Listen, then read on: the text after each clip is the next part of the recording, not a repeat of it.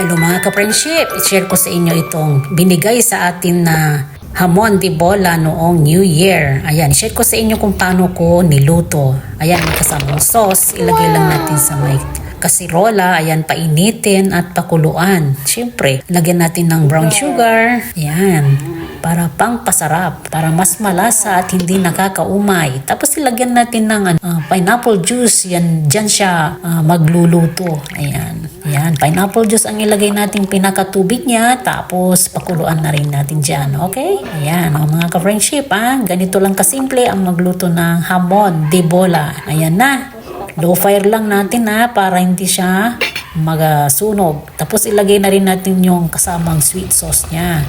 May kasamang sauce, yan, ilagay din natin. O, diba? Ibudbud natin. Ayan. At pagkatapos niyan, paikutin natin para kumapit yung sauce niya. Ayan, mga ka-friendship, ganun lang kadali. Pakukuluan lang yan at palambutin. O, diba mga ka-friendship, natatakam na ako, niluluto ko pa lang. At pagkatapos, pakuluan, ayan na. Pagkatapos, takpan ulit. Tignan natin. At saka naman, buksan. Nalito na ba kayo mga ka-friendship? Ayan. Lagyan natin ng pineapple chunks.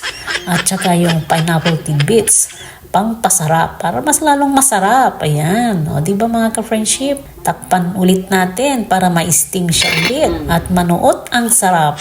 At ayan na nga, naamoy ko na. Lutong-luto na mga ka-friendship. Tingnan nyo, ikutin natin Pork hamon, ayan, diba?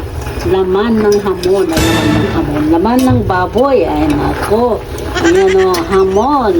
Alam nyo ba, kahit paulit-ulit nating i-reheat, masarap pa rin.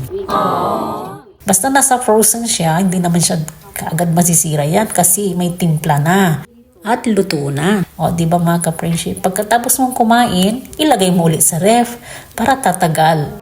Yan, kahit isang linggo yan. Di ba mga ka-friendship? Ganun lang kasimple ang buhay. Kailangan ibalik natin sa ref pagkatapos kumain para ma-preserve. Ayan.